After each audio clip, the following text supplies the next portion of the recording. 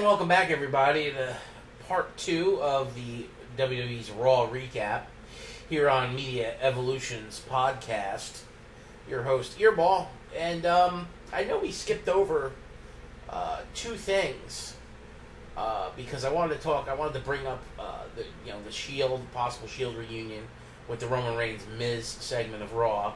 And I wanted to fit that in on part 1 because I feel that was a good talking point against a mediocre talking point. And for some reason, I can only upload 15 minutes. If anybody knows how I fix this problem, because I would love to do just one big upload for, depending on how many hours. Raw's 3 hours, so it should be 45 minutes, maybe at the most, of a recap. Pay-per-views are 3 hours. That's about where I want to be at the max on that. Sometimes it'll be less, depending on how bad the pay-per-view is. But what happens when WrestleMania pops up and it's a 6-7 hour event? I can't do 20, 15-minute videos. It'll drive me nuts. So if anybody's got any, ways of posting in the comments of how I can fix it, alleviate that problem with YouTube, that'd be great. But getting into this, the next part that we're going to review here is Sasha Banks and Bayley against Emma and Alicia Fox. First time we've seen Alicia Fox on actual TV in the ring in a long time, which is great. I like me some Foxy. She's definitely a gorgeous black woman. She's just, I think she's good talent. I mean, she's a little crazy, but that's part of her, her thing, which is fine. And Emma's gorgeous, except they're making her less gorgeous by putting on shitty makeup.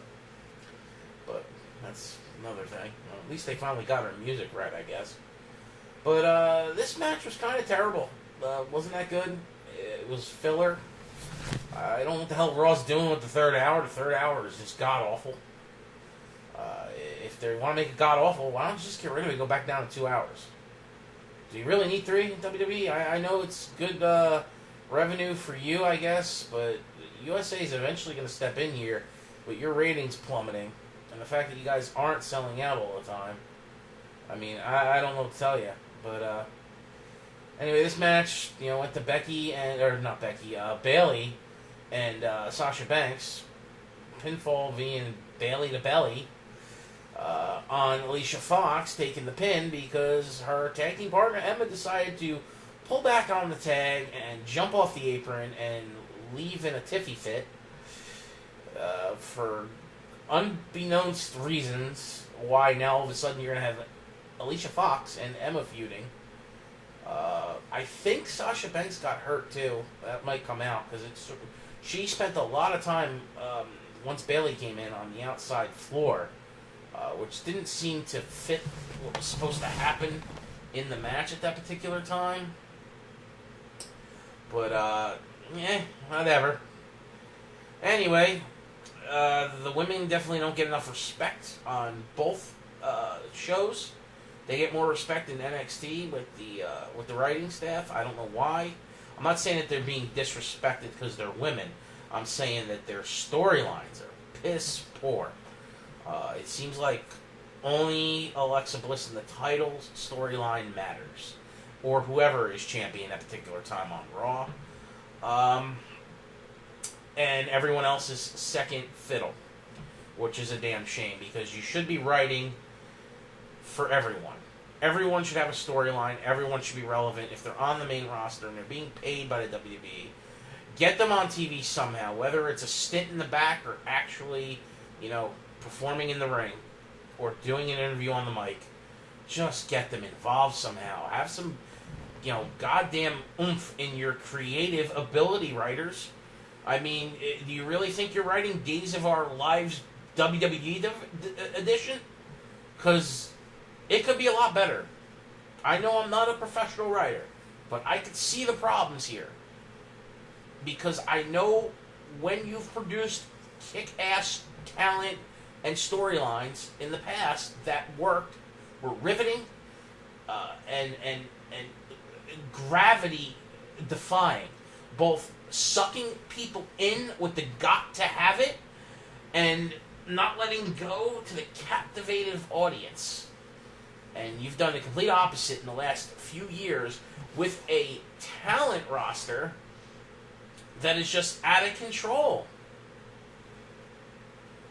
You know, in the last 20 years, WWE hasn't had this much in-ring talent.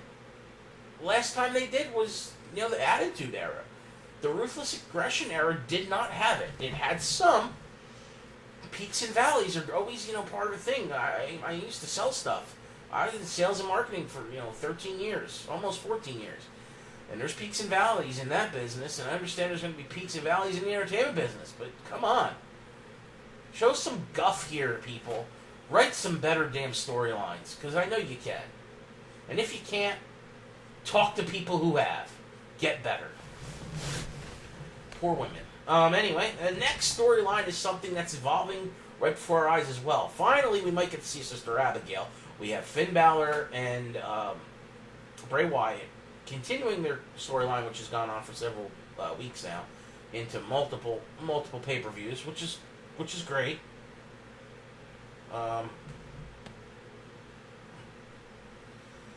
But we don't know where it's going to culminate. I'm assuming the next pay-per-view, and that's it. And we're going to get Sister Abigail, and rumor is it's one of the women from NXT that they're going to bring up. I don't know to actual wrestle. They're just going to put alongside Bray Wyatt. But, yeah. We'll see. I mean, if it is Sage Beckett, she's new.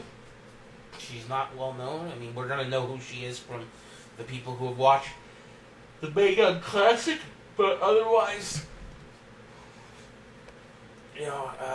we'll see. That. Don't forget, they could put someone who's not used to WWE television with Bray Wyatt, whether it's male or female, and Bray will carry them on the mic. So we don't have to worry about her promos or anything like that. We'll see where it goes from here. If it is her, it could be another woman. Maybe they hold back and just do, video effects with Bray's vignettes and stuff on Titantron, stuff like that. We'll see. I mean, it's another captivating storyline. People are intrigued. I know I am. I really like Bray Wyatt. He's an eccentric character. I like those kind of characters, and he's good in the ring. He's a legacy, talent. I like seeing legacy succeed. I don't, especially the fact that he's been part of one of those stables that have transitioned from NXT to the main roster, kind of reinvented or added to. I just hope they bring back the rest of the Wyatt family at some point. Bring back Luke Harper and Eric Rowan once they're off of injury. Put them back as a tag team to help bolster the tag team division, and reunite them with Bray Wyatt. I think Sister Abigail and the Wyatt family all together could be a stable, unless they don't want to do that because they have a similar stable, Insanity coming up. But imagine Sanity and the Wyatt family going at it on the main roster. People might lose their lunch, just fanboying over that. I mean, people are in love with Sanity that watch NXT, and the Wyatt family's been extremely popular over the years. So why not?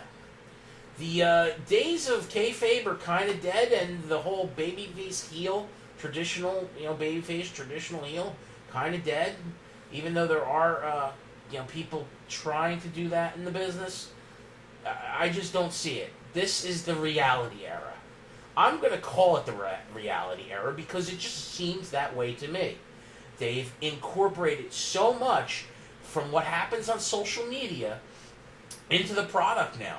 You've got wrestlers and once I'm going to state this again, wrestlers and announcers depicting what has been said through Twitter and other Facebook and other social media accounts by the talent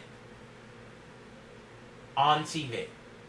So if that's not incorporating the reality aspect of the product into the product, then I don't know what the hell to tell you. I think this is the reality era, or at least the cusp of the reality era. They have to, incorporate it something.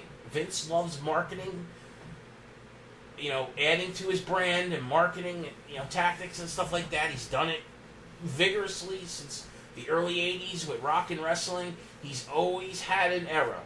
And this era really doesn't have a name yet, so I think it's going to be the reality era. How long it lasts, I don't know. It could be a shot in the dark. It could be, something as quick as the Attitude Era. Or it could be long-lasting, like, the Entertainment Era and Rock and Wrestling Era, which was kind of a mix. Back in the 80s, it lasted from the early 80s into the early mid-90s, before the Attitude Era. So that was a pretty long time. Not saying it didn't do good. It peaked in the 80s, and in the 90s the product fell off because the company was falling off. I don't think we're there yet, but there's definitely some things that have to change. But there's some good that's happening too, so people got to stop complaining. Too many complaints about Bray Wyatt and Finn Balor's feud sucking. They're both good talents. Their product in the ring is good. Everything's good. Leave it alone. Let it keep going. At least there's some sort of direction here, and we're not getting something like, boom, throw it together, and now we have Insta-feud. So, anyway, let's see. What was next after that?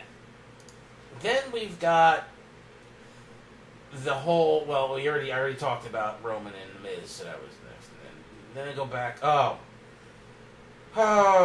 Matt Hardy. Can't wait for Broken Brilliance, or the Awoken Brilliance, whatever the hell WWE's going to do to allow him to do what he did on TNA on WWE. It's coming. It's brewing. It's going to happen. He changed his hair again tonight. No, he just kind of updated it. And the fact that, his brother's going to be out for several months, probably to WrestleMania, or a little bit after WrestleMania. Jeff's going to be out. So they're teaming with Jason Jordan right now because they really don't have much to do with Jason Jordan. They've kind of stalled on his storyline with him being the illegitimate or legitimate son that Kurt didn't know he had. And they kind of don't have anything for Luke Gallows and Carl Anderson, but this was most likely supposed to be the feud between the Hardys and the Good Brothers.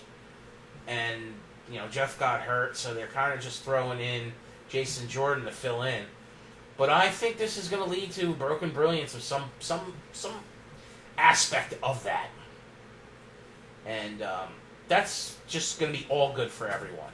And I hope that this catapults Matt Hardy into singles competition, and his big feud will be with Bray Wyatt. It's going to be so good. It could be good. So good. Yes, I'll get my rocks off for that feud, because the potential is astronomically high with just good product in the back, on TV, and decent talents in the ring, even though Matt's at the twilight of his career. Either way, I know he's gotten a little slower, but who cares? He's freaking Matt Hardy. But kind of just an expected match here. Nothing really too great. They just don't have much for these guys to do right now, so they're just kind of throwing them in there. And it is what it is. And we've got, a quick little Gallows and Anderson win. I mean, kind of figured that. The Good Brothers, they job here and there, but most of the time they win. I just wish they would do something more with them. But they're fixing the tag team division right now on Raw and SmackDown. So we got to see where things go from here. But like I said, not much to do with these guys. Just the fact that this is supposed to be the Hardys versus the Good Brothers, and we're kind of getting that right now, but we're not. So we'll go from here. But anyway, YouTube's going to be cutting me off again. So come back in 5, 4, 3, 2, 1. Part 3 coming up soon.